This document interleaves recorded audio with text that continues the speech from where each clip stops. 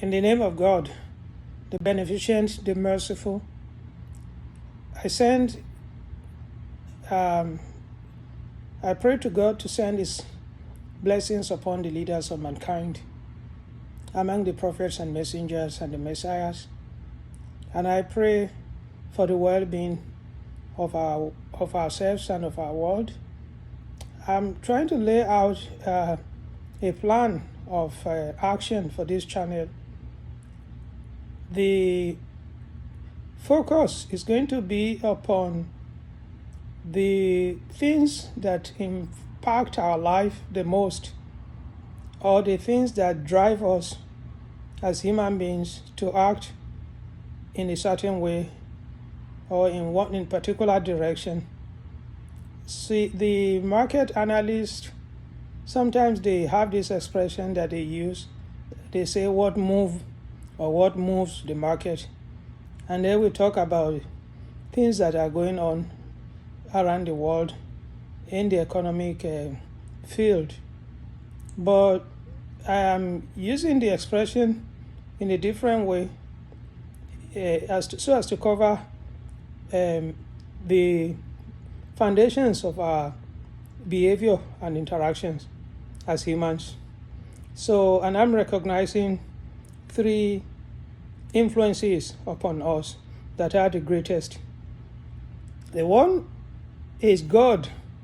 Many of us believe in God, and we belong to a particular or a certain religion, such as Islam, Christianity, Judaism, Hinduism, Buddhism, and so on, even though I'm aware that the dictionary definition of religion may not apply to at least some of those ones that I just mentioned. Nevertheless, let's assume that they all could be considered as religion, and they all could be considered as having the sense of a central power, authority, transcendent or immanent, that created the world, that is in control, that we are all accountable to one way or another.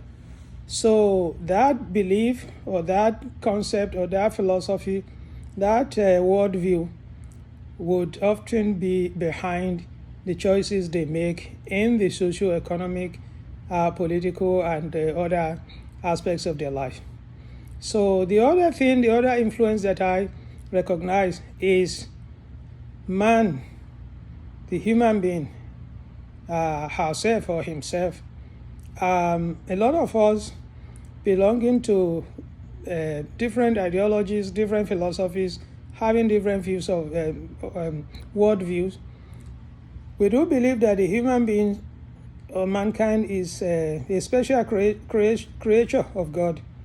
And so we all mostly agree on the fact that the life of a human being is sacrosanct, that he needs to be treated with respect, his integrity needs to be preserved, and we devise a system of laws and a system of checks and balances and a system of holding ourselves accountable for respecting those what you might call axiomatic truths or beliefs surrounding the role and specialness of mankind.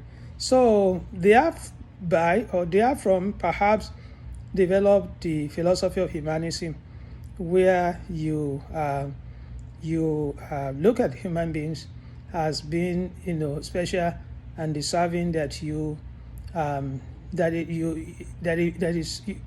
make him happy, you keep him safe, you do something for the good of mankind, and so on. And then the other third influence is money. Money perhaps stands in between those two great influences.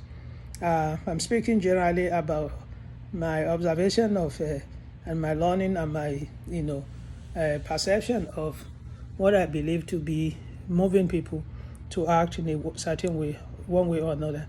So the idea that perhaps that's where materialism comes from, whereby you know that human beings have needs, a lot of needs, physical and emotional and so on and so forth, that needs to be fulfilled, and that money is very, very integral, very, very essential for the fulfillment of the human needs, not just physical needs, but also emotional needs and so on and so forth.